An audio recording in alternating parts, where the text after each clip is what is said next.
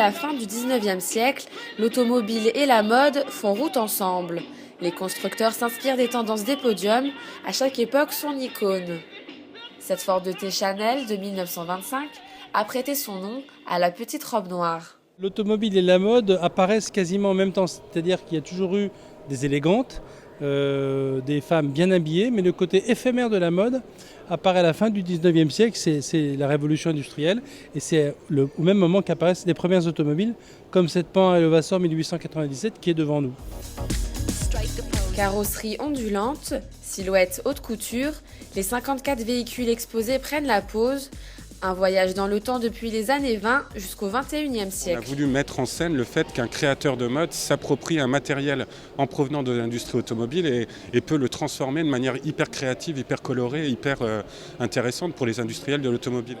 La Citroën C3 de Dolce Gabbana, ses prototypes signés Courrèges, cette Smart imaginée par l'américain Jeremy Scott. Aujourd'hui, beaucoup de ces grands noms imposent leur signature sur les carrosseries, faisant de l'automobile un objet de mode à part entière.